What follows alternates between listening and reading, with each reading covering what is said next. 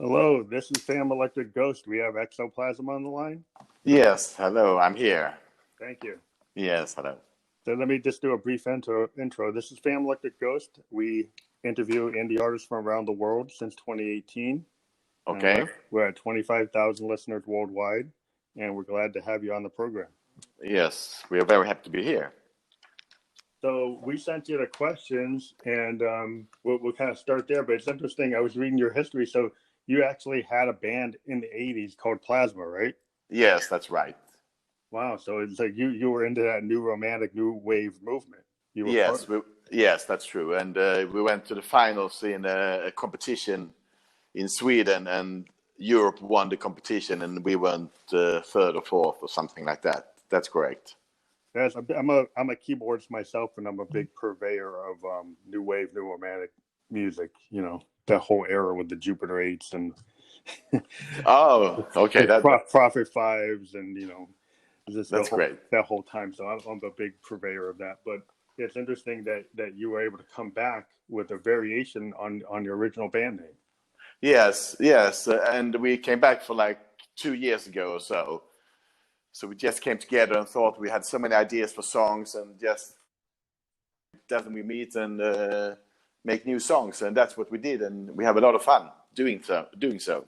Did you find that that the kind of new wave era has kind of come back with synth wave and trance and electronic music? Is that why you feel like it was a good time to start the band up again, because there's a better reaction to that type of music now? I mean, partly. I mean, if you don't have the energy and the will to do it, it wouldn't work anyway. But I think that's part of why we started again. But I think when we meet, we always do some good music. So we thought, because everybody had other bands in between, and then we say, when the four of us meet, we make such good music, so we have to just meet again, and that's what we did. And as you said, this kind of music is coming up again in the world, and the indie rock and so on. So that was a good time to have a reunion, to come back. Yes. Yeah. So when did you first get into music? That's our base question, because you've been in the business a while. But when did you first get into it as a musician? Like what age? I was like 14 years when I started, and I played in some punk rock bands, and then it was like Bad Time, like Joy Division, Cure, and some bands. Yeah. I play reggae, hard rock, pop, rock. I think most of the music, even jazz at times. So yeah, so that's how it started. So you inspired. Joy Division's a big draw for me as well, and how they became New Order. But that I still listen to Joy Division almost daily. Yeah, I like them, and actually I might, because we had a band called Baxter Part, and we made some songs in the 80s, and maybe we'll record them again, because there's some few lines there that's very good, and some tunes that we really like. So yeah, so maybe I will have a second band as well. I don't know. Yeah, I like the kind of sparseness of that sound. It's kind of like Kraftwerk meets punk. The kind of edge. I mean, when they became New Order, it became like new romantic and new wave, and I appreciate that. But there's something about the kind of punk aesthetic and the kind of I don't know, the Kraftwerk kind of nature of it. There's just a darker vibe to it that's a little kind of a preview of what ended up happening with Depeche Mode, but a little bit darker, a little more punk. Yeah, that's correct. So, but I like many kinds of music, but that was the kind of music I started to play. You started with, yeah. So you had that edge there with that kind of feel. So what instrument do you actually play in the band? I play the bass guitar. Bass guitar. Yeah. There's a big part of the new wave. A lot of people talk about the synths, but bass and guitar was pretty heavy in new romantic, new wave music. Yeah. And some people, you go back and listen to Duran Duran, you listen to, like New Order, and it's not all synth. There's a lot of guitar, there's a lot of bass. Oh yeah, definitely. And Simple Minds as well, and Japan, those bands. The bass guitar is quite, I mean, the rhythm section is quite important in those bands. Yeah, it's a big thing. So how do you guys work? Like the old new romantic was heavy drum machine. They like Linn drums and 808s and 909s. But but there was always, live drumming in bands like Simple Minds. They had live drummers. They didn't just have drum machines. No. So do you guys like integrate that electronic vibe into your band? No, actually, we like the real drums because our drummer is very good. I mean, he's very skilled and has a lot of nice ideas how to make it sound very good. So I think, no, so far, no. Maybe we will do that in the future in some parts, but... maybe some songs maybe call for using like an 808, but... Yeah, I mean, in one of our songs, he played Cajun, for example, and that's not the real drums, but it's a rhythm instrument, and that's very cool. So we're open to other sounds. Yeah, but so far, no. So you realized early that you were into that kind of Joy Division, new romantic sound. When did you realize that you actually had a talent for playing the bass? That, why did you pick the bass? Because a lot of people, they go to guitar or piano. What made you go to the bass? Yeah, that's a very good question. Actually, I think first, that no one wanted to play the bass guitar. So when I was 14, I just picked the bass and played. But later on, because I really like rhythms, drums and bass, I can just listen to drums and bass in many songs. So I just like, I would say I play bass in a different way. I'm not a traditional bass player because I like to do some melodies on the bass as well. So I play a bit different. Maybe a lot of bass guitarists would say I can't play bass, but I think it's nice to use it in a different way.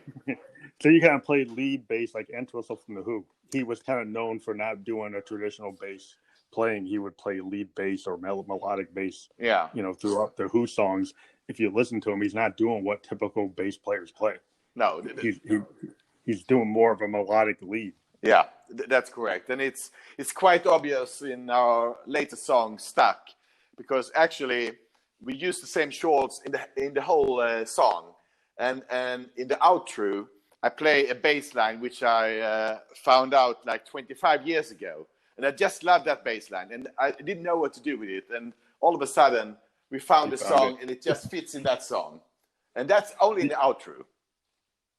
Do you find that you go back, having been in a business a while, do you kind of farm your old your old songs or pull bits from previous projects and figure out that they actually work in other projects? Or do you tend to like write at the moment? I mean, actually, both yes and no. I mean, some parts I just remember, but a lot of bass lines I just find in my head. When I'm out walking, actually, me and the drummer, we were playing with some guitarists 1 year ago or 2 years ago. And then when I took the bike home, I just found a song in my head. And then I told the guys, we just have to play this. And all of a sudden, we had a song. So many bass lines, I just find them when I'm walking or showering or bicycling. So not when I play, actually. And then I try to record them so I can remember it. And sometimes the guys say, oh, it sounds terrible. And sometimes we can use it to something. Do you find that when you work with your drummer, do you radically shift what you wrote, or do you kind of, the drummer shifts to you? I mean, I would say he's very good at adapting to what I'm playing. Sometimes I adapt to him, of course. And we all have to adapt in the band. So it sounds really good because I would say both guitarists, they are very good musicians. They really know how things should the sound. You got to feel. Yeah. You got to feel for it. Yeah. So I would say the drummer adapt more to me than the other way, but I think that's because he's more skilled than me. But he's really good at that. Mm-hmm. That's what I always liked about, I tend to do a lot of stuff as a solo artist with as a solo electronic artist, I got this big stack of keyboards and synthesizers and drum machines. But anytime I take what I wrote on a drum machine, I bring it to a drummer, they just totally, blow me away because, a real drummer can always blow away a machine. Yeah. But yeah, I always kind of defer to what the musician that I'm working with. Like if I play, I'm a keyboard, so if I play with a bass player, I write a bass part on my keyboard, but I'm going to defer to the interpretation of that bass player. But usually because they take what I wrote and they make it better. Yeah. And that's why find as a keyboardist, I'm always trying to emulate other instruments. But when I get to like the guitar part or the chord arrangement, I give it to a guitar player, they always like end up taking it in and, you know, doing something that maybe I didn't think about. And that's the nature of working with a band. So is that what happens when you guys come together? Everybody kind of molds to what the service to song maybe is kind of the idea. Yeah, and actually, one of our songs, "Time of Our Lives," our guitarist, he had some very nice shorts, and I worked with the shorts to get a rhythm in it, and that rhythm was catched up with the drummer. He really make it feel like it was like a song, and then our singer made a very nice tune to it and so on. So it has a very long story how we interconnect with each other, because I had nothing to do, because we were working in the studio with some songs and I can do nothing in the studio. So that's a good example of him catching up a very nice rhythm in the bass line. And it's like, you can just listen to the drums in that song and they are amazing, or just listen to the guitar and it's amazing, and so on. So, and that's a good song, when you can listen to one instrument and it's just amazing, whatever kind of instrument it is. So when you guys write, do you typically have a group session, or does somebody come with like a demo and then you kind of interpret it kind of separately in the studio, or do you kind of work together as a band? I mean, I would say we work as a band, but usually our guitar came up with, actually sometimes we start with the bass line. The song starts with the bass line and then we work from there. But I would say all of our songs are, we make them together. Everybody, all four of us, has an impact on the song in different ways. Some songs more, some less, of course. But so I would say we make the songs together, but it's not like we are jamming and then we have a song. Maybe we will do some songs like that, but I would say some of us have an idea and then we work around that idea. So like in a lot of bands, like I've seen, you know, documentaries on bands where everybody has their own home studio. And I was watching like a documentary on YouTube. And like the Edge has his own elaborate home studio. He'd bring these 4-track recordings he did on like a Fostex. Yeah. You know, and he'd bring it in, and you know, Brian Eno is there, and you know, everybody else is there, and they kind of interpret what Edge's demo was, but then replay everything, and then basically change up the whole thing. But he would come with like a complete thought. Like Townsend was famous for bringing really complete demos to the Who. Yeah. And then, you know, And Twist or Moon would just totally change it because their rhythm section was so much better than what Pete could do. That's what made the Who. And so it was like kind of like your band. Everybody kind of makes XOPlasma. Yeah, that's true, and that makes a sound that's typical for us. I think you're right about that. Yeah. So your influences, like I read it, like Coldplay, Simple Minds, and that kind of new wave, new romantic.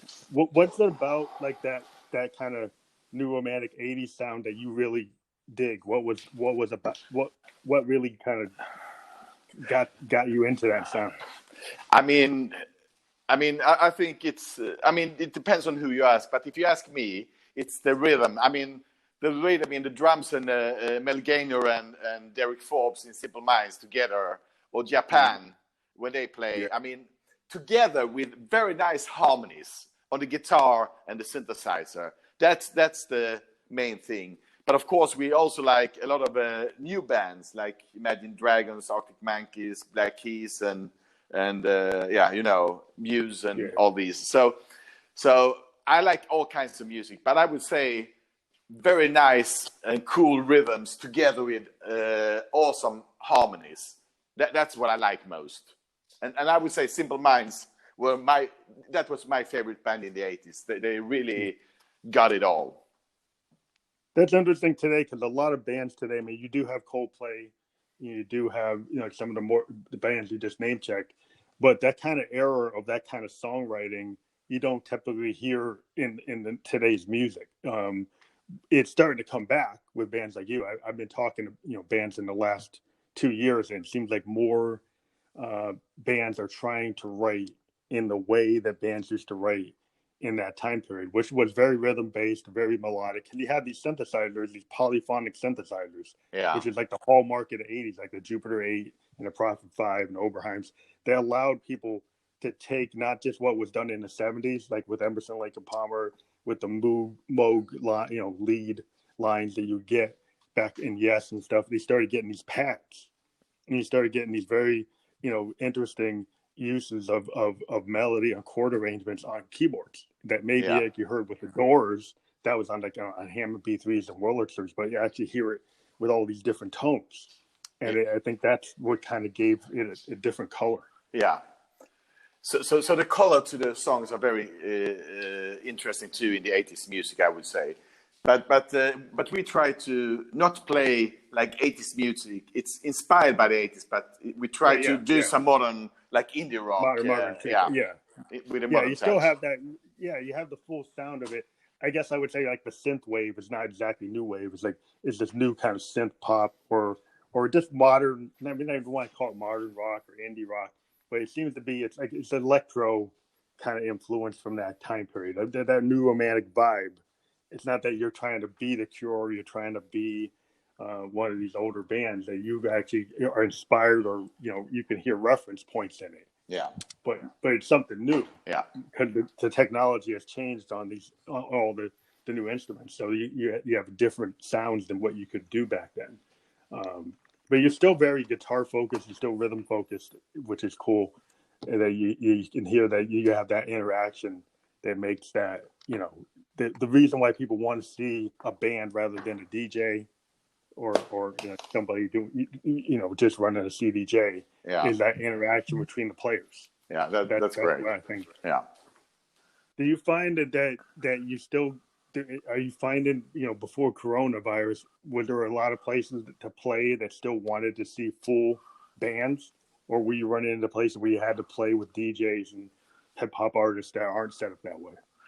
Yeah, actually, it's like this, because at the moment we only have like 7 songs, so we didn't play any concerts so far, and we're discussing it at the moment. So Corona, of course, put on the edge on everything, because no one is playing now. I mean, you can stream concerts and stuff like that. A lot of bands do that. But we don't have any such plans so far. So you're primarily working on the album and doing maybe social media? Yeah, that's correct, because we will hopefully get our album out in the early 2021 or so. Yes, but I've been talking to a lot of bands, like in the U.S., like bands, well, I think it's the same way in the whole world. Most bands, because the way we get paid as musicians, touring is like the primary thing we do. Yeah. Because that's how we get the big payday. And that's really interesting, because a Motown acts, that's how they used to have to operate. They didn't really make any money from the records. They had to tour, to make any. Which now everybody's in the same boat. Yeah. But so now in this kind of Corona era, like everybody's kind of doubling down on recording. Like most of the bands I've talked to are working on projects, or they're collaborating, or they're doing all kinds of interesting things with sync licensing or other ways to get money. But yeah, it just seems to be doubling down on being creative. So do you find that that's what you're spending most of your time on, is just the creative process? Yes, that's correct. At the moment it is like that. And then of course, because our singer and one of our guitarists, he's a professional, he has a studio in outside Malmö, so he is recording other artists, some quite big artists as well. So that's good to be able to do that. So we are actually very lucky. So he's doing a lot of hard work on our songs. That's why, because we really like the sound, and we can really thank him for that, and the mastering and everything, because I can't do that at all. So we are lucky. Yeah, that's like its own skill. Like when you deal with like producers, I was watching this thing with like Lanois and Eno, and I was watching a documentary with like George Martin, and the kind of the whole realm of recording engineers and producers is really interesting, because there's one statement from George Martin I was listening to it or watching it. He said, I could have recorded the Beatles like the way they were playing in Berlin, but I chose to look at them like the way Monet looked at a painting. I didn't want to just record them like they were a live act. I wanted to interpret their sound and kind of color it like a sound painting. Yeah. And I was like, wow, that's really interesting, because that's really what the album is. It's like a sound painting, because it doesn't necessarily sound the way you sound live. It's a piece of art. Yeah. and how you interpret it, and that recording engineering and production work is really like, like the fifth Beatle. Like your producer is like, Yeah. is a member of the band. So, yeah, that's true, but that process is very interesting to see from the idea you have on the song and to the finished product. It's really cool, and he's very skilled. I mean, very small details that can really edge up a song. He really sees that and just put it in the song. Small things that just make it sound like a totally different song, but much better. Yeah. So all the production techniques. I mean, I'm a big music historian, in terms of watching, or reading documentaries from like Pink Floyd and Yes and all these great bands, even Hendrix, and just watching. I was watching one time this documentary with Peter Gabriel, and he was talking about the construction of So, and he was saying he had all these shadow vocals that he was putting down, and he didn't necessarily know how what was going to happen. His producer was kind of showing him, like, if you put these shadow vocals in, what happens to the full mix after you listen to the whole thing is kind of like a Phil Spector thing. This kind of wall of sound, and you're able to do things in a studio with like moving things around and all the different effects processing that you can do, and moving clips and cutting up rhythm lines. There was one example where they took a drum track, they had like 99 takes, and then they just swapped them in kind of a haphazard order just to see what would happen. Yeah. And there's all kinds of studio the techniques that you can do that can just like really widen the sound. Yeah, and that's amazing. I don't know how we do it, but it just happens, and then you have a great song. So do you guys like just let him kind of do the magic, or do you have input on how he does it, or do you kind of trust him to take your vision?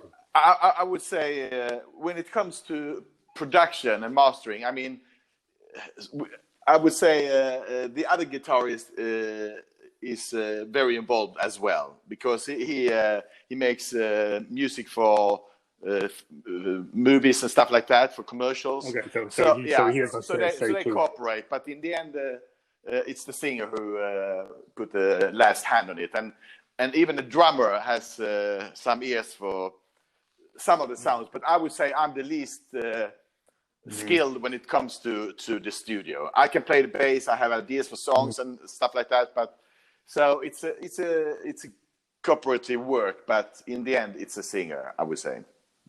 That's really interesting. It's because the way the DAW is today with the digital audio workstations and production, and I guess your guy has a full studio, but it's interesting. I was watching like Pink Floyd, like one of the biggest progressive bands like ever, right? And they were all talking about, like, on the Dark Side of the Moon, how everybody was on the board, like everybody was on the board with their hand on a knob, to kind of push certain things up or down in the mix. And they said it was kind of like that was in itself an artistic, endeavor. They would put the stuff down with their instruments, but then they get on the board, and then they'd be playing with the different levels and mixes and how it would actually come out. Yeah. Do you guys, like? I guess your guitar player is heavily involved with your other producer. Do you ever get to that point where you feel like you want to like mix your bass? To be honest, when it comes to the far end in the production and mastering, sometimes I don't even hear the difference between different types of sound and stuff like that. But I would say I'm very pleased with the sound of the bass guitar, and so it's not like they make it sound very, because they really are eager to make the song sound good in every sense. So actually, I trust in those guys fully when it comes to the production stage. Yeah, that's interesting, because sometimes bass players like are in the mix. Depends on the type of music. I think with the type of music you're doing, like being able to hear the bass is part of like the whole ambiance of the music. But in certain types of genres, sometimes the bass gets kind of like pushed way down in you can't really hear it as much as the guitars, like in certain types of heavy metal. Yeah. And I think that's part of the cool thing about the genre you're in is you do want to hear it. You want to hear that rhythm section. So you're going to kind of bring it out in a way that maybe other genres don't bring it out as much. there's more stuff going on. Yeah. So if I don't hear the bass guitar, I would tell him. And yeah. Yeah. So Yeah, it's not like you got to listen to a Metallica album before the Black Album and you can't hear the bass. yeah. So yeah. Yeah. So you haven't been doing shows yet, and maybe before Corona you were gonna do them, but then the Corona happened. So are you guys planning out for 2021, or just really focusing on the album? We focus on the album, and maybe we will have we have a question from Chicago to play in Chicago next year, but I don't know if it's going to happen or not. But yeah, we're having a hard time in the U.S. right now. yeah, I know it's really tough in the U.S. and to be honest, we don't know where this is going to end and when it's going to end and how. Yeah, so, we're hoping with the next election we can get things under control. Yeah, hopefully. Because it's kind of like we could have been in a better place as musicians. We're kind of very disappointed because there's certain things that could have been done, and like all of us in the U.S., we can't do anything, but we can't even go around at all. And we're like, it's things that could have been done, and that's a whole nother thing. But we're like, that's got to get fixed. Yeah, that's true. So it's yeah, it's tough times. Yeah. So when you get into like collaborating, I mean, you're in a band, so you collaborate. A lot of times I talk to singer-songwriters, but you're in a band, so you're collaborating with all the members of your band. But you guys work. I know you're a producer. He works with other people, but do you actually work with other bands in this time because you can't tour? Are you working on other projects, doing collabs with anybody? Yeah, yeah. Actually, the drummer, he plays sometimes with a few other guys, and I do the same, but I would say that the band we are focusing on is XOPlasma. So that's just like the thing I told you about the Joy Division thing when I played when I was 16 or 17. So we're gonna play it and record it again, maybe, but that's just for fun. I mean, XOPlasma is for fun too. I really have to emphasize that it's for fun because we love music and we love to create music and play together and things happen when we meet. So, but I think all of us are focused on XOPlasma when it comes to the band. But we also want to collaborate with other musicians, and we have some pianists we have some contact with on Instagram we like to play with, and maybe there's a singer, quite famous singer. She plays with a guy called Per Gessle. He was a singer of a band called Roxette. That might sing on our next album, one song or so, yeah. So we collaborate because that's why you want to be a musician. You want to meet other musicians and do things together. And we have some questions from quite a few bands that want to collaborate with us. So on the next album, we will collaborate with a few musicians for sure. So you're gonna have this new album's gonna have features like in the hip hop world. It's very popular to have other hip hop artists feature on records. In the rock era, it wasn't so much that happened as much. You do have like Tom Petty and Stevie Nicks. From time to time you do see that kind of collaboration. But traditional kind of rock music, you really didn't see that as much. It was like full bands like Zeppelin and the Who. That was just their unit. They didn't really cross into other people coming on the records. But do you see, because the way the other genres are now, is it more likely that within this type of music you would have more guest people on your records? Actually, we don't know yet because we are talking about it now. But as far as we see it, we can also have musicians that play other types of music because it can make it sound different. And so actually, it's I think we have to do some try and error and ask people if they want to play, and then we see how it sounds, because our producer, he is really eager to make it sound really, really good. So if it doesn't sound good, we will not do it. So, but we want to collaborate with others for sure. Yes. Yeah, because you get a band like the Gorillaz, like Damon Albarn, that whole project is a lot of collaboration. Yeah. Kind of the whole nature of it. So that is like an example of that type of thing. But you probably wouldn't go like as far as the way the Gorillaz pretty much is. Pretty much a lot of different musicians on his records. So it's kind of like from album to album, it shifts. Yeah. But you guys would want to have a more cohesive sound to your band.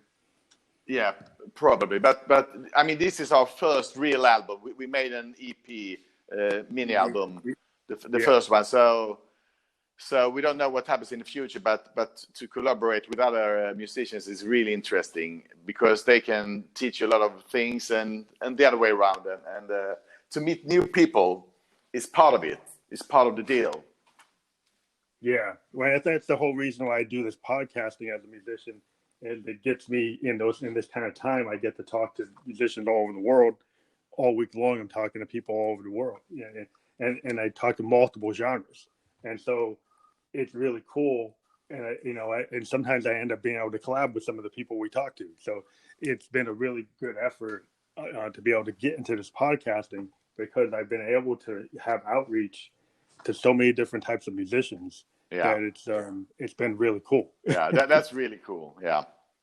Yeah, I think that's like the whole point, like why you get into it. A lot of people, when I started, I'm in my 50s, and I was, in garage bands and basement bands when I was 17, and everybody I started with kind of stopped and got married and went on, and it's like, well, music isn't something we can do.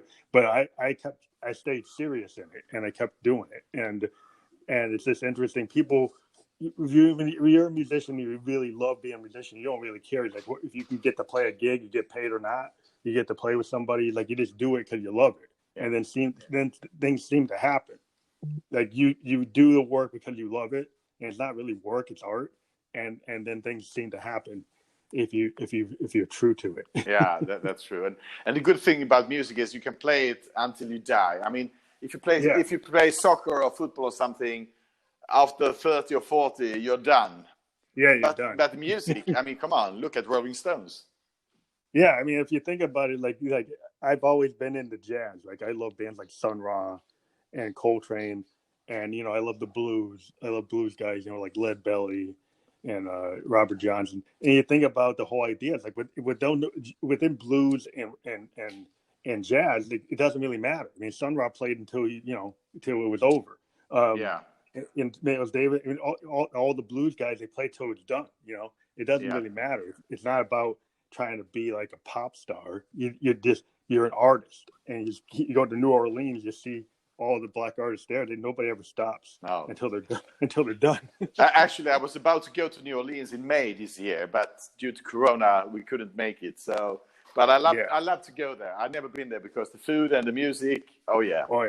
That scene. It's like just like if you go to the Delta blues area, in Mississippi, go to Austin. There's certain scenes, like even Nashville's got a scene. There's so many scenes in America. I'm in the Northeast. I like that CBGB kind of New York scene, where the Talking Heads came out of. That's kind of my scene. I like going to the clubs all over New York. They have maybe 400-seat clubs, and you play. And it's cool because all the music bloggers are there. All the people who like new music. The thing about New York, you can go to New York and you play in these clubs, and they don't care if you're not playing hits. They just want to hear new music. Yeah, true. And so you get to come with all kinds of new bands and work with people, and there's a really cool interaction between the bloggers and all the indie bands, and then you end up meeting people. You can work on other people's projects just because everybody's in that scene. Yeah, that's why you do. That's cool. Yeah. So it's just really cool that you guys, looking at your history, and like you guys were in that era that I really, I grew up in that era.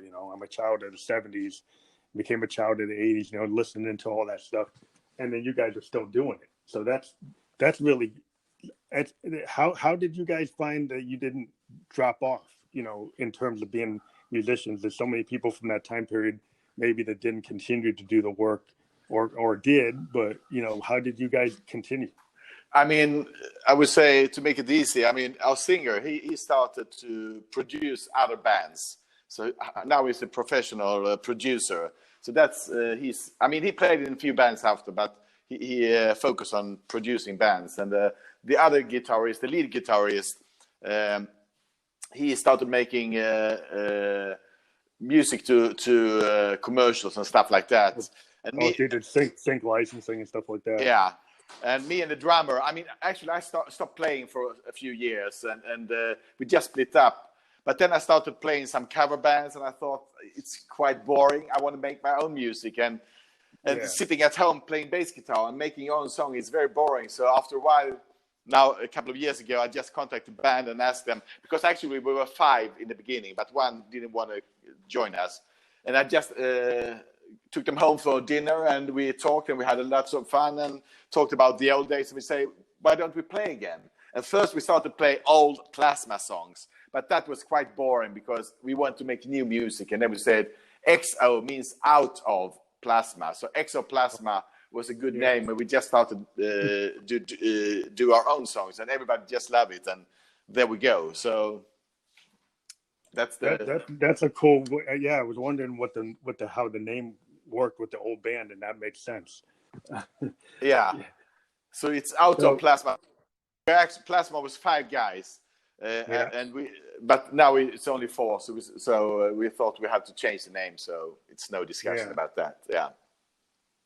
But yeah, you had some really good feedback. You know, I was reading the write-up on the band, and then I was listening to the music, and it's song oriented. You know, in a world sometimes that's kind of clip and groove oriented.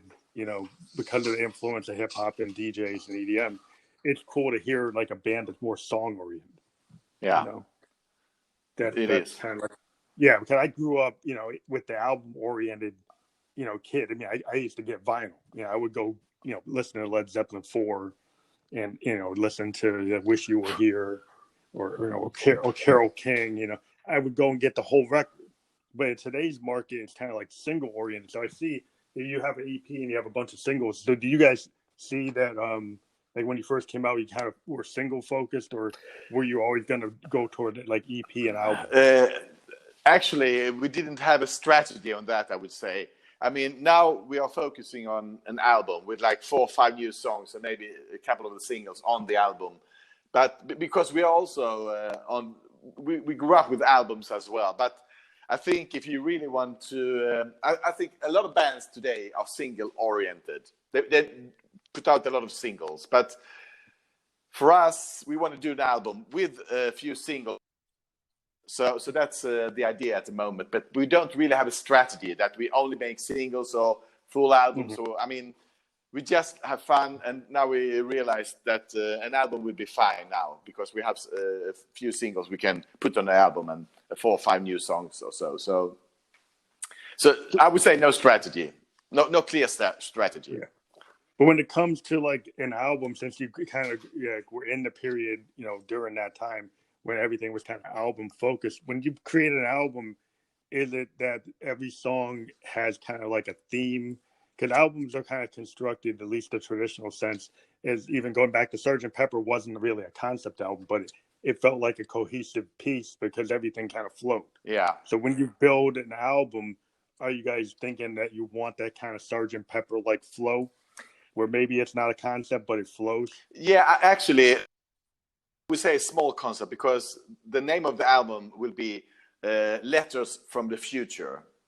So I mean, if one of the songs, "Time of Our Lives," is about us playing in the 80s with all the dreams and everything, and then we split up. And the lyrics on that specific song, it's like you should have a letters from the future that tells you what will happen in the future and how you can react when you're young and sometimes stupid and so on. So there is a theme, and that's letters from the future. So most of the songs will have that kind of theme around them.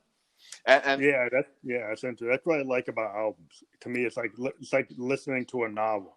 Like And if you listen to our lyrics, I would say our lyrics is actually one of the best things about our songs. I mean, it's the singer. He makes most of the lyrics, and the last song starts about being stuck mentally or being stuck by lockdown in Corona and so on. It had a lot of meanings, but the lyrics are really great, I would say. So we're very proud of the lyrics. That song's really good. I was really vibing to it before we came on. I like the feel of it. I like the melody. I like the lyrics. And, you know, today it's hard. You know, there's a lot of songs that aren't really in the traditional sense, like the way Stuck is. You know, Stuck is kind of a song that I like singer songwriters. I go listen to guys like Dylan and Springsteen Yeah. and people who have like deep construction of songcraft, and that's kind of where I came from because that's what I was always looking for.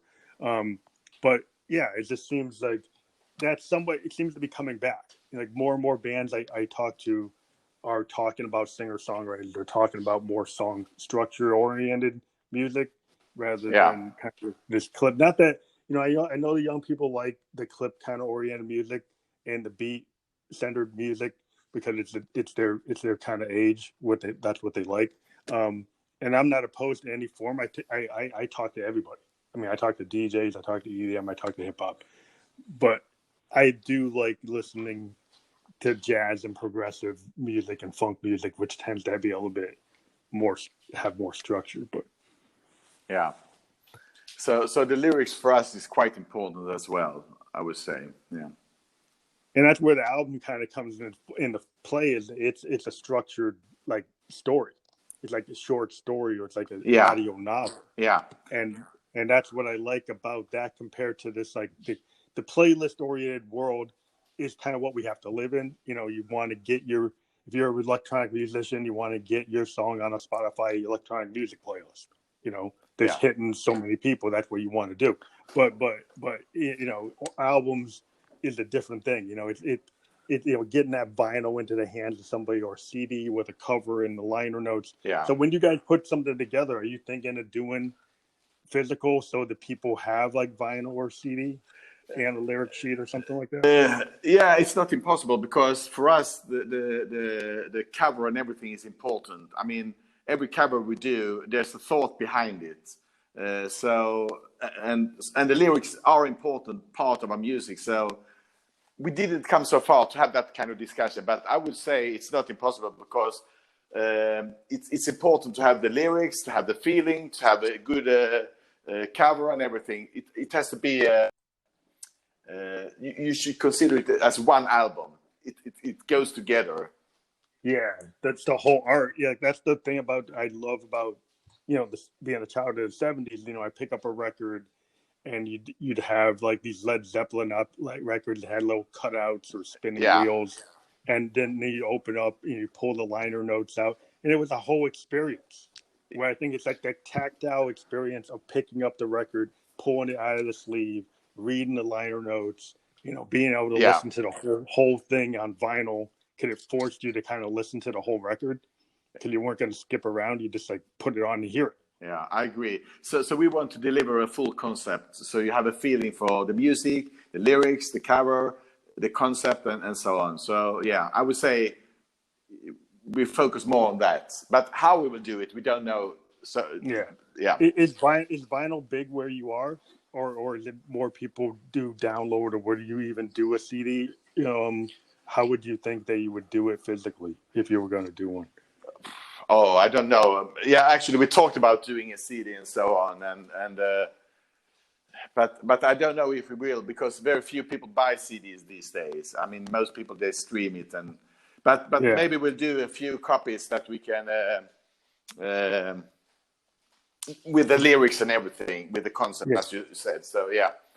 Vinyl seems to be big in the U.S. Like when I go to New York, if I run a small batch of vinyl, I can sell the whole thing out. If I run like less than 1,000, I can sell it out because people, if you show up at a club and you bring like your merch, your T-shirt, and you bring like a vinyl, people will buy it, and they'll actually buy it, for like $30 or something.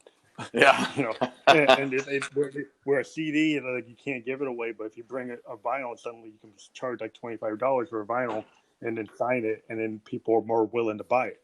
Yeah. And so it's interesting that like at a micro level, you can do it as a band if you kind of go off and do it. At least in the US, we've been able to do it.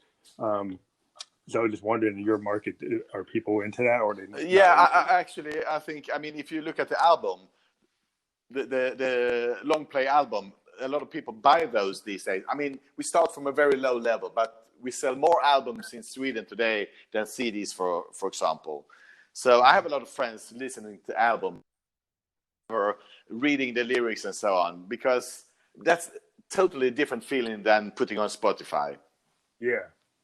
Yeah, I think a lot of people like they use Spotify when they're driving on their commute or they're doing a workout. Yeah, But when they have the favorite band they have, they might have a nice, vinyl hi-fi system with a tube amplifier or something, and like, oh, they're gonna sit down, they're gonna listen to Sun Ra, or they're gonna listen to, Brubeck, or they're gonna they suddenly like it's an experience. yeah, It yeah. seems like the music fan seems to be very discriminating on what they'll do with the different tools. They'll use like the Spotify for one thing and they'll use their vinyl for another thing. And I'm like, okay, well, then maybe we can kind of cater to that market. Yeah, yeah, that's true. So and, I would say it's different. yeah, it's interesting, the way things are working out as a musician. Are you guys feeling that you're going to do more online?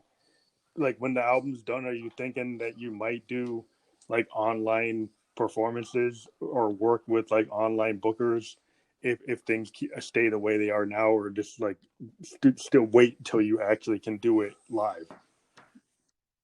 I think online could be a solution because we don't know how long it will take before Corona is ending, and then we don't know how and when we will play out, and we have discussion about that as well. But I think playing online is better than nothing. Yeah, because I've seen some bands, they've got the ability, but they'll play from their home studio, or they'll play from some studio, or they'll play outside somewhere, and then they'll film it, and they're on Twitch, or they're on YouTube or Facebook Live, or they've actually got like a record label running a live stream for them that's actually selling tickets. Yeah, And I yeah, actually, yeah, I actually, yeah, I actually got, with this publicist, or like a booking agency that has the ability to do like, $5 online tickets, and they starting to set those up. And it seems like, some people, because they're locked down and they can't go out, are starting to think, well, yeah, I would want to see my band that way, so they're willing to do it. So do you think that actually would work? yeah. And actually, in my town where I live in Malmö, they do it. We have a nice concert place called Key B, and they have a lot of concerts online, and they get a lot of money. I think you have to pay like $10 or more. You can choose at least $10 for a concert, and they have a lot of audience because now people can come and listen from other parts of the world and other parts of Sweden. They don't have to come to Malmö, so I think a lot of people listen to it. Yeah, I think that's a good strategy, because that and like a merch strategy. Because it's weird. Because like the cool thing about Spotify, the only question I always ask people about, like, the social media today is really awesome. The fact that we're actually talking is because of this kind of social media capability. Yeah, But the other side of it is, you used to get signed by a label, get in advance. You'd know how much money the vinyl or the CDs was going to make, or the tapes are going to make. And now when you see these streams, it's like it's percentages of a penny yeah, yeah. for every play. So musicians tend to have to, they sell their T-shirt, they make more money selling the T-shirt or selling their physical merch than they do on the records. So what do you think about efforts to try to get musicians to get music actually monetized to a fair rate? Yeah, I mean, I think if musicians want to earn money, you have to be creative, really creative. I mean, one band in Sweden, for example, when they made an album, they sold it in a paper, a music paper, and they sold a lot of records. And I think that merchandise and stuff like that is together It's with key. concerts is the way to earn money, because records today, you earn no money. And the money you get from Spotify or iTunes or Apple Yeah, Music, yeah, it's nothing. yeah. It's like less than radio play. Yeah, yeah. So it's Used to just be. like Yeah, it's yeah. like just a way of spreading your music, I would say. Yeah, it's just like it's kind of like indie college radio, or like indie college radio and MTV. They put the video out and they would sell your record, Yeah, or get true. you the buzz, so that somebody would go and get the product. It Yeah, seems like that Spotify and Apple are the way for people in the world to find out about you, and then you close the deal when you do a show, or you close the deal when you sell some merch, and that's how you actually convert yeah, your stream. true. But it's just interesting that we have to get into the business a little bit, to get the music out there. There's some level of like marketing or some level of like business activity that artists have to get into to try to do something to connect with these kids. They're more likely to buy a $60 Xbox game than pay for a $10 CD. That's it.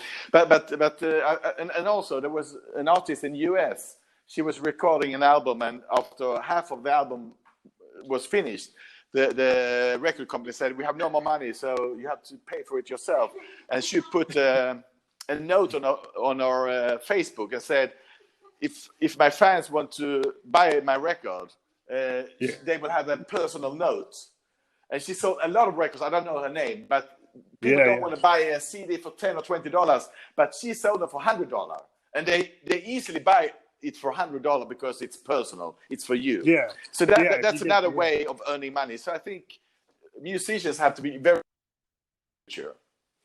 Yeah, if you go on your social media and you have like a fan club connection, like in the old days, people used to send fan club letters to bands. Bands would send a fan club out, right? And maybe they would send a cassette tape to their fan club members, or they send them a poster or whatever. If you do that kind of connection, and you send your fans a USB drive of some like demos or something, or you give them a special T-shirt, or you give them a one-off cassette, or you give them a one-off this and that. So I think that's when then you realize that you can actually get your fans engaged, and they will buy things. They will support you, through your Patreon or whatever you're doing. You'll find that you can get fans to actually fund your vinyl. Yeah, but it will be in a different way than it was before, and that's good and bad, of course. But big record companies are not involved in the same way. I mean, if you are a musician with no contacts to the record company, you can still do your music, which was impossible before. Yeah. There was a gate. Like, you couldn't get out there and get your stuff into the music store without having the A&R guys, without having the publicists and the booking agents. You had to get through that gate. Yeah. If you couldn't get through that gate, you weren't going to get there. And if you didn't, actually, make back the advance after like your second or third album, you're dropped. Yeah, true. And that's actually why we stopped playing, because we had the manager of Europe. He was connected to us a little as well, but he wanted to. After a while, he just focused on Europe, and I think maybe that was wise, because they were a very good band. But so we lost energy in some way. But today, you can still continue, and that's the good thing about it, I would say. Yeah, I think the great thing is, like, I've been kicking around, since like the 90s. Yeah. And I've actually started to get some traction on my podcast, and I still do my music, and I get distribution. I get distribution deals with low indie labels from time to time. I get some of my music to come out through like smaller indie labels, but then I can continue to just do stuff through SoundCloud. Like, I'm a SoundCloud guy, and I got repost, and I get my stuff pushed out that way. Yeah. Then I'll have certain relationships with a record company for like an EP or like a small album I'll put out, and then I don't have to stop. Nobody tells me I can't put something out. I can just kind of do whatever I want. Yeah, and that's a new way of dealing with music, and for all those talented musicians, I think it's good, actually. Yeah, because if you still have something to say, then you can keep on getting out there, and you can still, you get out. I go to New York and I go to Boston when it was open. Yeah. And I play small clubs with these like electronic music collectives that are willing to want to hear new music. And luckily I'm close enough to New York that I can get there. And, you pretty much can play New York pretty much. You can get to New York if you're in the Northeast and you're a musician. You can usually find a way to play there. Yeah. That's cool. Yeah, so that's a cool scene. So you're seeing like the scene that you have in your country. Is there what city is like is the big kind of equivalent to like a New York or a Los Angeles scene? I mean, actually, the city I live in, Malmö, in the south, is a music city. There's a lot of bands from here. There's a lot of bands that live here. Like, I don't know if you know the Cardigans and the Sounds. And Yeah, I know the Cardigans, yeah. They live here, and the band called The Ark. They're not that famous outside Sweden, I think. So a lot of musicians collect here, but capital, they have a lot of good bands as well. But I would say we have quite good scene here in the south of Sweden, actually. And we are close by to Denmark, to Copenhagen, to Germany, Berlin, and Hamburg. Yeah. I mean, Berlin is like 300 kilometers from here, in a boat as well. So it's not that far. So Berlin, was that still a big draw for what the type of music you're doing, or that scene changed? Or they're more accepting of all music? Because it was kind of like a big kind of, like during the Bowie, Brian Eno phase. Yeah, U2 has. Yeah, there was this whole idea that it is very electronic centered. Is it still like electronica centered, or is it more like gone into like hip hop and DJ and electronic? Like I would say a mixture of those two. I mean, Berlin has always been a city for the youth, for many reasons. So the music scene and the cultural scene in Berlin is amazing. It's one of the best, I would say, in Europe. Definitely, yeah. Yeah, I've always wanted to go there because I think, the type of music I'm into, I think is very experimental. And I've always been drawn, from Kraftwerk to Eno and all the other work I've seen come out of Berlin has always been a draw. That I think that scene it would be cool to play with. I mean, I see there's a lot of kids doing the modular stuff out there. And I'm a big you will love Berlin, and it's expensive to be Europe. Yeah. You can eat and live quite fairly for good prices. It's not like Scandinavia. So I love Berlin. Yeah. It's really cool. Yeah. Well, I'm into going to Scandinavia as well because I think it would be cool. Like I think that the interesting thing is like in the U.S., like the scene for the type of music I do is kind of it's limited to certain areas. Like you can go to L.A., you go to New York, you can do stuff in Boston. But like if you get out to Middle America, like it's harder to get any kind of traction with like anything that's kind of experimental. Yeah. It seems like if you go to Europe, you go to like I was in Tokyo for a little while, and I mean the Tokyo scene is unbelievable. I mean like in Shibuya, in Ginza, and that whole area, there's so much cool stuff going on. Yeah. I was always drawn into that. Yeah. Tokyo is crazy. I love it. Yeah. You've been. I've been in Tokyo. Yeah, I think that scene is so cool. I would think Seoul was probably the same thing, but I never went there. But I would assume it'd be similar. But Tokyo, I know it was just crazy. I was there in 2004 to 2006, and that scene is awesome. Yeah, I'm looking forward to when they get the. But we can't, as U.S. guys, we can't even travel. They won't let us go anywhere. No, we're like bad news. We got the bad juju, Yeah, that's it. But hopefully, it will change soon. Yeah. We got everybody saying, "Oh, you guys can't come." Yeah, true. But we're looking forward to when we can have bands like XOPlasma come to like New York. Would you guys think of coming to like LA or New York if things opened up? Would you come to the US and play?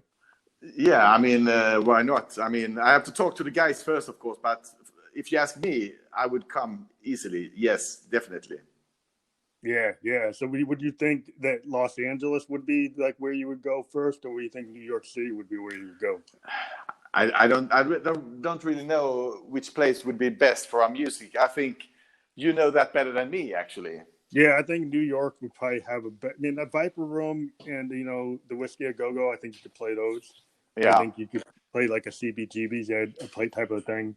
Those type of clubs would be into what you're doing. In Austin city limits, you could probably play in Austin. Austin's the big scene. Yeah, that's the one. New Orleans is cool too, but I don't know if you're. I know there's all types of music in New Orleans that you probably could fit in anywhere there. But Nashville has a pretty big scene too. Now that Jack White's got a bunch of stuff going on, and there's a lot of different. It's not just country; it's like everything. So I mean, I think I'm open to anything in the States actually, but we'll see after Corona and after I talk to the guys. Yeah. Well, I'd love to see your band because I like what you're doing. I like the song. I'm looking forward to your album. When your album comes out, we would love to have you come on and do a full like album review or discussion, like promotional show to push that album. So when you're ready to do that, then you let me know. We can actually have multiple people on a call. So this link can be on. People don't have to be in the same room. They can be like up to 4 people can be on a call. Okay. So if you want, when you guys are ready with your album, you can maybe have the whole band come on. Oh yeah, that would be great. Yeah, definitely. Yeah, well, thank you for being on the program. This is going to go out on 11 podcast platforms. We are part of Spotify. Okay. And we're going to have integration on Instagram where the Spotify version of the podcast will be a hyperlink on a highlight that we will promote on our channel. And you'll be able to do that as well as a story. And people will be able to click on to go right to the Spotify version of this within an hour.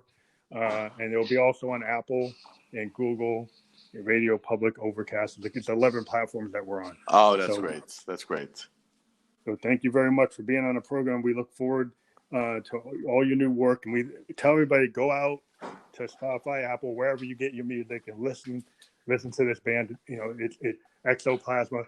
You need to check it out. Oh, that's great. And thank you for taking your time as well. It was nice talking to you. Yeah, great. Have a great day. Have a great day. Bye-bye. Okay, bye-bye.